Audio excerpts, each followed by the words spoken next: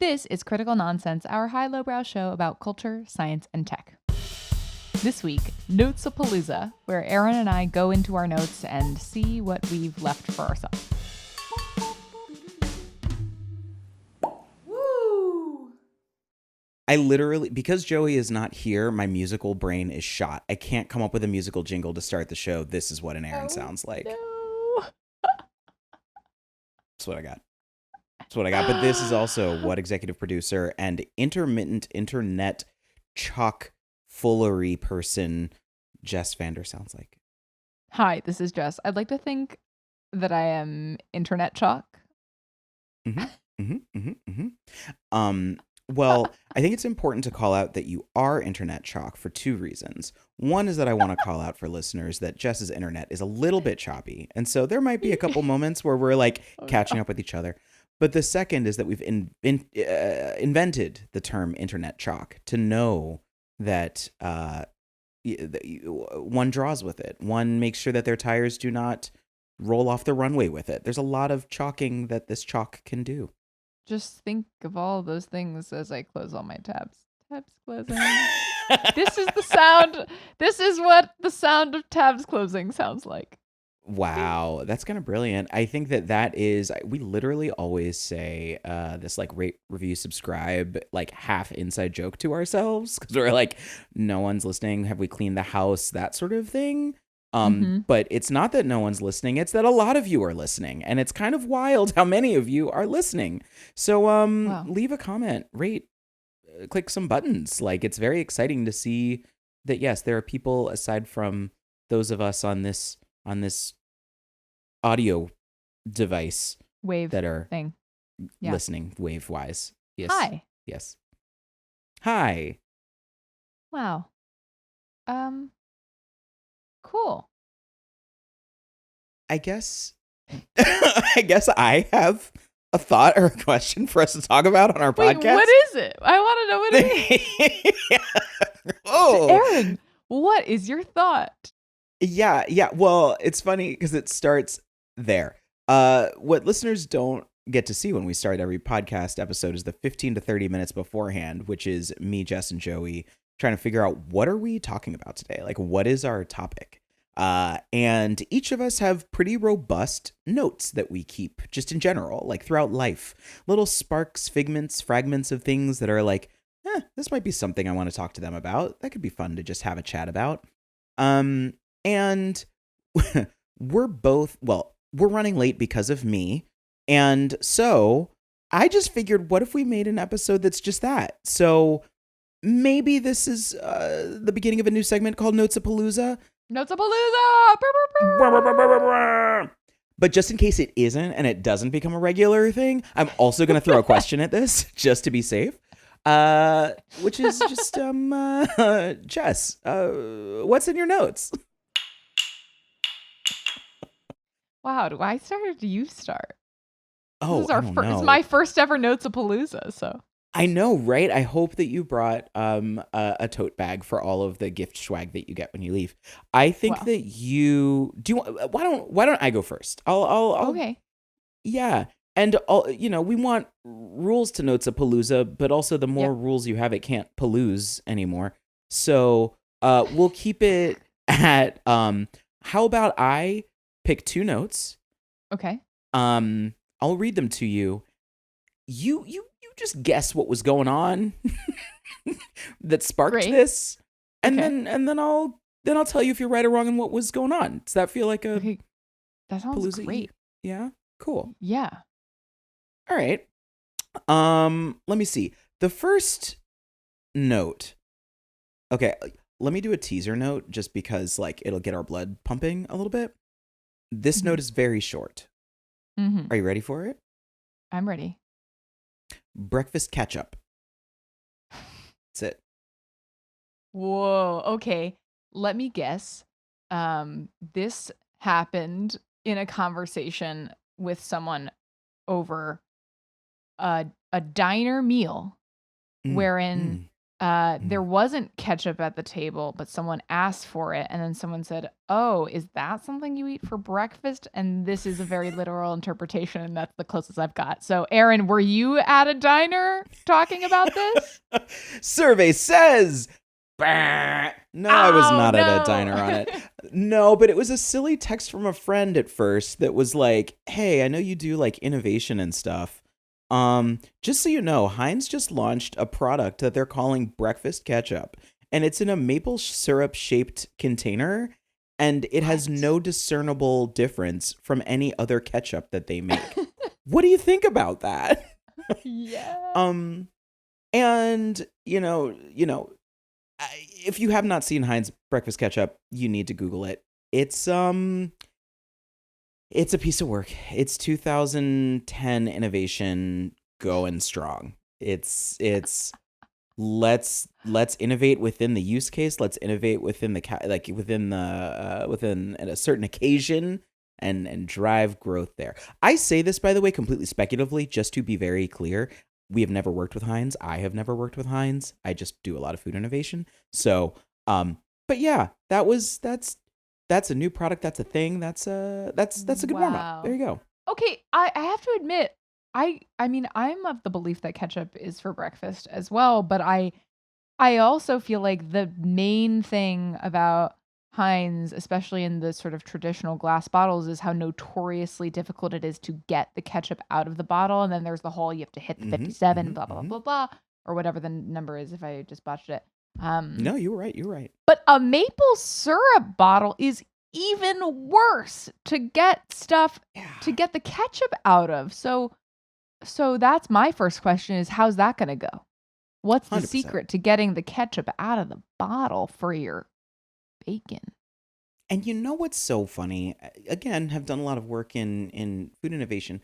One of the places that things are most useful is in the polymer science that's around the lining of those bottles. Whoa. Yeah, in general, you're looking for something that has enough, liquid viscosity, or excuse me, is going to create enough slide with whatever condiment, liquid, whatever is on the inside of the package, so that you can increase the amount of product that comes out when the customer is using it. Yeah. And so, these companies spend tons of money with a lot of their co-packers and whatnot trying to figure out what is the right product for, what's the right, plastic or glass or whatever, and the right labeling system, but then also what do you need to spray the bottle with so that people get all their mayo, mustard, ketchup, honey, syrup out of the product. Goods. Yes. Yeah. Wow. Yeah. It's good stuff. These are these are the questions that will haunt us at night. It's like, what about getting the ketchup out of the bottle? Yeah. Literally, because then you got to figure out how much is it going to cost for your capex to increase to make sure that you can actually add that layer, and is it new science? Can you license it? It's, oh my God, I find it very interesting, but yeah. So you know what? We're gonna call that a full one. That was gonna be a teaser, but that feels like a full one. Yeah. Yeah, I think it was. I think that was real. I think. Do you got a note? I've got a note. I'm gonna give you the easier. I mean, it's not easier, but maybe it is easier. I'm gonna give you the easier one first, and then I'll save the hard one for last. Okay, this note. Also, spoiler alert: I'm big into lists. I guess when I looked at my notes again, I just thought, wow, so many of these are lists. So this is a list. The top of the note reads, "Pantry challenge," in all caps, and has an unfinished bulleted list that says white wine, algae caviar, chili pepper flakes, hot paprika, African spice shakalaka, couscous. And that's all we have. Aaron, what is this note? This to me is literally just context wise, Jess waking up in the morning, turning off her alarm and just writing what was in her dream and just being like, what food inspiration jumped into my mind overnight that makes me want to either search to see if these products exist, create these products if they don't, but more than anything, see how to combine them to create a savory, delicious sounding, kind of Mediterranean-ish, on the water a la mer meal. Am I close maybe? No, but also, wow, getting a lot of credit for putting all these things together in some way in your mind. No, unfortunately, this isn't a fever dream. This is just actually stuff in my pantry that I need to figure out some way to use. And so Wow.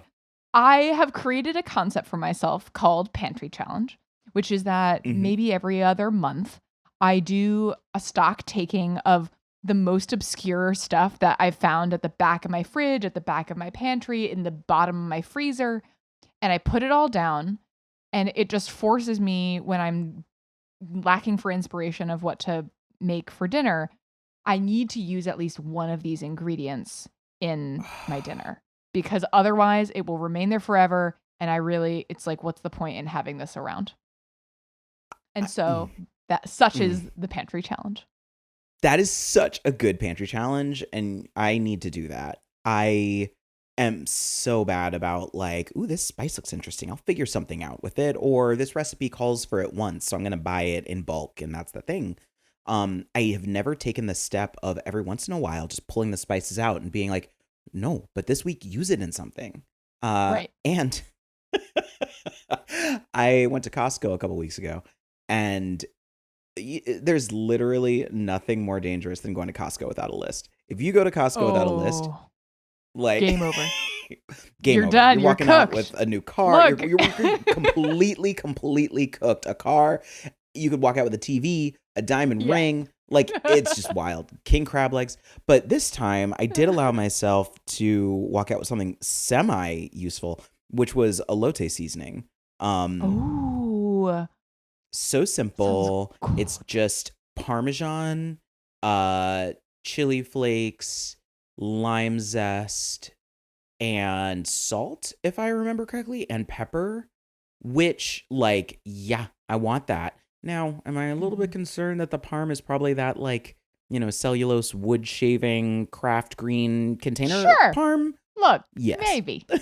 Like, maybe even likely, who knows? But Yeah. if I pull that down, maybe I'll use it. So you've inspired me, Jess. That's a really great call. Yeah, I mean, I think that sounds like a really delicious thing. Also, while we're here on the subject of things that you could find yourself buying at Costco, can I just say, did you know that Costco sells gold bars? Why? Every Why? Costco, every Why? Costco has like a limited amount of gold bars that they sell. And I asked the staff at our local Costco, the Brooklyn one, and I said, "Be honest, how many gold bars do you really sell?" And they said, and I quote, "We actually sell out every day." Oh, I could not believe Costco has a thriving gold bar selling business and then I asked, what do people do with it? Like, I have to know. And they said, all kinds of things. Like some people see it as an investment. Some people sell it wholesale to jewelers and things like that. It's whatever. And I was like, I didn't know that there were so many options for what to do with the gold bar. But speaking of things that are hard to know what to do with. Oh man. Wow. Anyway, okay. yeah. But just, so now you know. I mean, what I'm struggling with is the fact that now I want a gold bar. I want to go to Costco first thing in the morning. Because the one over here, the one that we go to is like the busiest one in LA. I think it's it's not the Burbank one. It's I'm not going to tell you where it is because it's just going to make it more busy. And and yeah, if I got there but I literally would just like put it on my shelf and be like, this is what a gold bar looks like. Right. Also in my mind, I've not seen one with my own eyes, but in my mind and my hopes and dreams, it has Kirkland's signature stamped into the top. Yes. Also, I will, in my mind's eye, because I have not looked at the price of gold ever. Like, I do not know what a gold, like the price per ounce of gold is. I'm just like, oh yeah, like it's $5, like $5 bar of golds. How big are they and how heavy are they and what is the price? What are we talking about? Okay, it appears that as of today, September 12th, 2025, the recording of this episode, the current price of gold is approximately $3,640 to $3,670 per ounce. And Wow. so just imagine the cost of a gold Um, bar is no joke. yeah, I People. immediately rescind putting that on my shelf and saying, look at my gold bar. That is going to be something that I'm never going to tell anybody if, when, or why I buy it. Just kidding. Just kidding. Um, But anyway, yeah, so if you happen to buy something with a very special use case, challenge yourself to figure out what to do with it. And that is love it. this note. Love it. Your turn. Love it. My okay, my turn. My next note is, yeah, I'm curious. This is going to be a tricky one. Um the title of the note is T-shirt. And this Okay. is similarly a list. So we share list brain. And I'll okay. New York City 1987 star star star. Pepper LaBeija star star. Legendary star star. Dorian Corey in parentheses. E.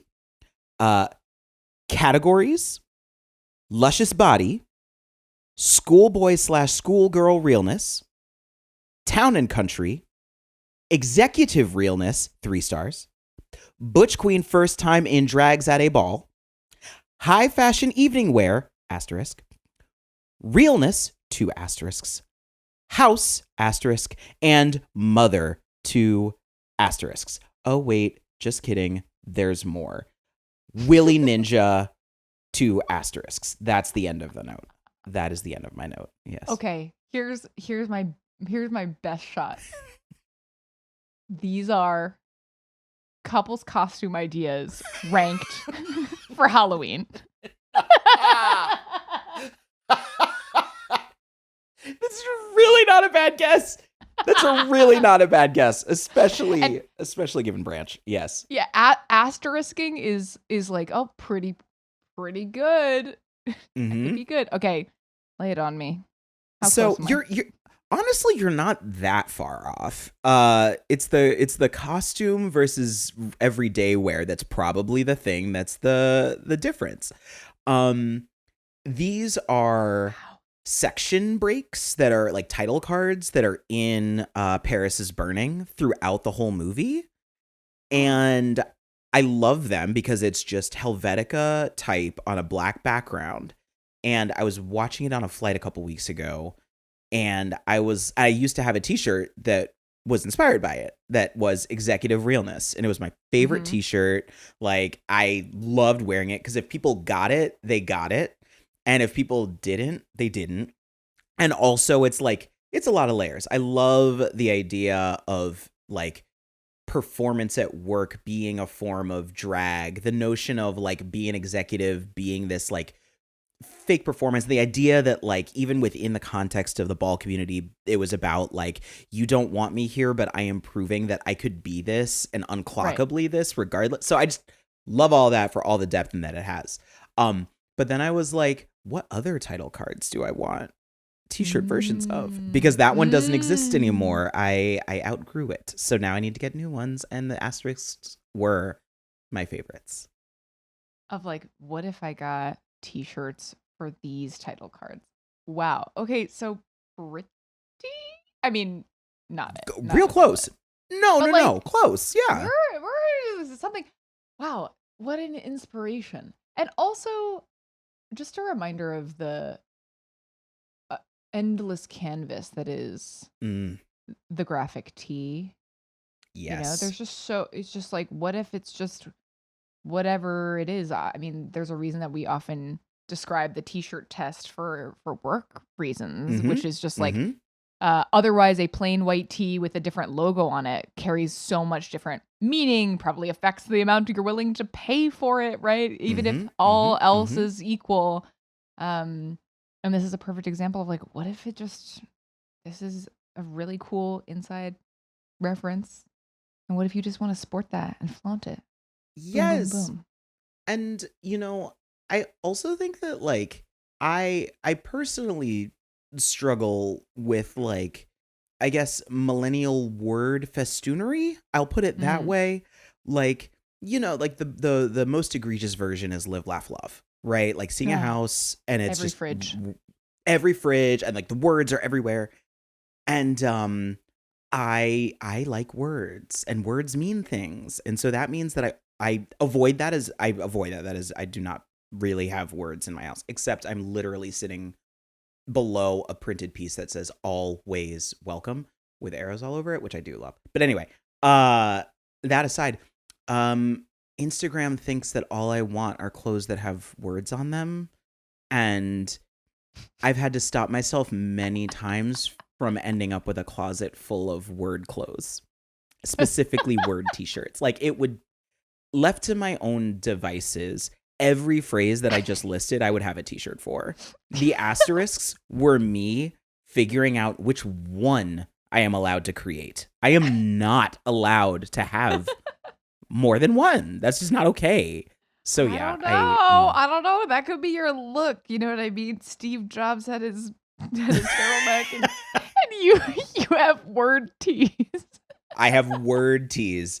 It's really something. It's really, really something. And when I was a young newbie to New York City, back in the day, the sort of like Bible to figuring out how to fit in, with air quotes, was GQ or Details magazines. Either one.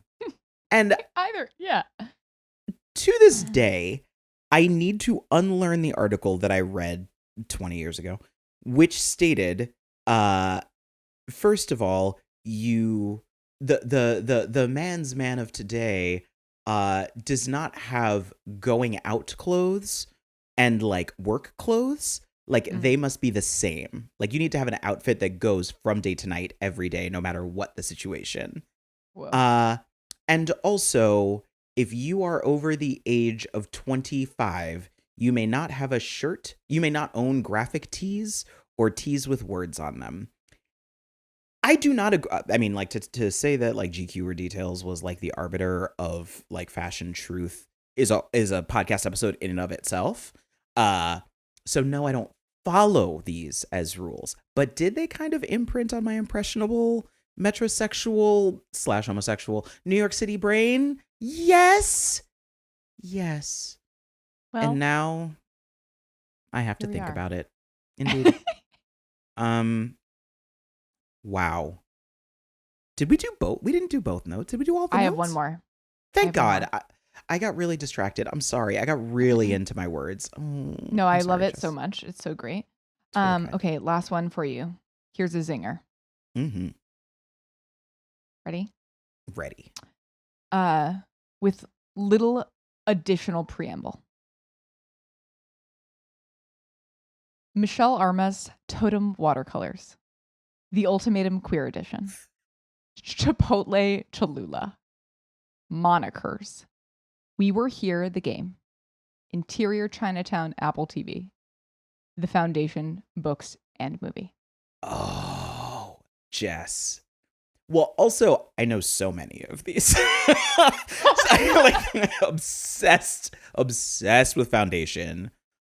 Tried to watch Ultimatum, could not keep up with it. I'm going to guess that these are recommendations to self, like things that when you are thinking about now. Okay, so the moment was you were in a series of conversations with Sylvaners on an Idle Tuesday, and as things popcorned around, you just wrote down like, oh, that's good. I need a list of just like content that I want to spend time with, such that when I don't know what to do with my time, I pick one of the things from this list.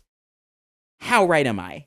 Bing, bing, bing, bing, bing, bing, bing. Yes! You got it, Aaron. This is my list of recommendations from people in no particular order or category. This is just stuff that people have said, hey, I recommend that. I even have a section of just like, I think things that were recommended, not directly to me, but strangers recommending things to each other. And I just overheard it on the subway and I wrote that down. Of course, I gave you the abridged version because this list is like pretty long. But wow, you nailed it. And maybe to close us off, I am curious if you have any recommendations that I can add to the list. Yes. What are you into? What do I need to put on here? Okay. So just so you know too, when I keep my lists, like all my notes, I tag them by a number of different categories. And so I have a whole tag for recommendations. Same thing that I'm just like, oh, I heard this thing. So random things that I will recommend right now. Wow, this is the ultimate Notes-apalooza right now. It really, really is. Song of Achilles. Oh, which yes, is... I'm reading this. Oh, that's right. Yes. I might have actually literally gotten this from you. I did. Shit. I really think I did. Wow. Okay. Wow. So that one's boring. But Song of Achilles, good book. So I hear. And also, I don't put any context. I'm just like, oh yeah, these are things. No. You just write it down. Exactly. You just write it down. So, Astral Chain video game on Switch. Ooh. There's so many here. Chinotto, which is an Italian Ligurian spirit. / also consider getting a basil sage liqueur because it was delicious. That's what I said. I will give you 2 more really fast ones. Bossa Nova Bros plus Nara, which I remember was music. It was bossa nova covers of pop songs that for some reason I actually really enjoyed, even though I hate that sort of thing. And I'll be into that. Please. Oh, you know what? I'll give you 2. Oh no, okay. I'll give you 3. Okay. Book Sky Full of Elephants by Chibo Campbell. I could not tell you what it's about. I have no clue. A sheet pan gnocchi recipe from Gretchen Devereaux on Bon Appetit. And having a golden milk carafe in my fridge full of for smoothies. That is the last thing that I have. Yes. Wow, that seems like a thing that punctuation could meaningfully affect what that is. Yes. I also carafe or carafe. What do you think? I say carafe. Thank you. I feel better about that. Then. Okay, and I say this because is the carafe golden or is golden milk? Ooh, am I about to learn what golden milk is? You have to learn what golden milk is. Everyone has to learn what golden milk is. It's essentially a spiced milk that you can make at home, and it is delicious. And you can add it to anything that you would put milk in, coffee, whatever you want. I had it, and it's like not anything special. This is going to be one of those like, wow, it's very like colonize-y to be like, let me tell you about the golden milk. Like this is something that many people apparently have known about for a very long time. But yes. Haldi dude. It's a traditional Indian beverage made from milk and turmeric. Cool. Boom. Delicious. Wow. Delicious. Well, thank you for all of your recommendations. And thank you for this Notes-apalooza. This was really fun. Oh, thank you, Jess. Thank you for paloozing with me. I'm not allowed to use palooze as a verb. Critical Nonsense is a Sylvain production. Brought to you by The Color Gold. It is on your shelf. It is milk. It is everywhere you want to be. Gold. It's not an Austin Powers reference. It's just British. Gold. Enjoy it. I'd like to take this opportunity to thank my lovely co-hosts, Aaron Powers and Joey Kmart. When he comes back, he will appreciate it. Maybe. Anyway, you guys are great. And you are at the top of my list. Yeah. Okay. Well, you're also at the top of my list, Jess. You're an executive producer. You're a co-host. You are the corpus to my callosum. So thank you for all of that. I literally think I learned that word from Joey, which is why it pops up in the podcast just about every 3 months.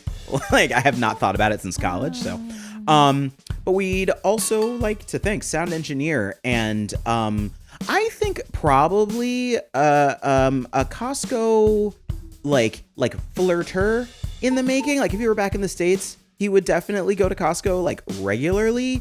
Sound engineer Alex Contel. Thank you, friend. And thanks to our programming coordinator and gold bar, Les Jacobs. And listen, the production crew from the House of Sylvain. We got Sarah Gilbert. We got Nora Mestrich. We got Christy Jensen. We got Amanda Medina. We got Amy Waters. And they're going to boost the house down.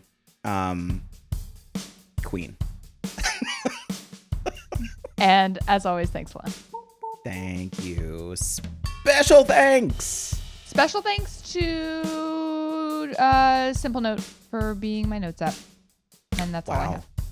That's cool. I would like to say special thanks to Google for Google Keep. No joke. Switched from Evernote to Google Keep a couple years ago. Very happy about it. Not bad. Oh, I love that. And thanks to you for listening, and have a great palooza. Palooza yourselves, listeners. Bye. Bye.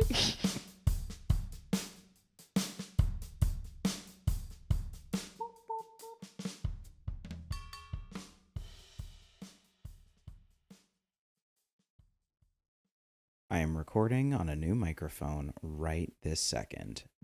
Wow. Ta-da. Very exciting stuff. Recording. Ta-da.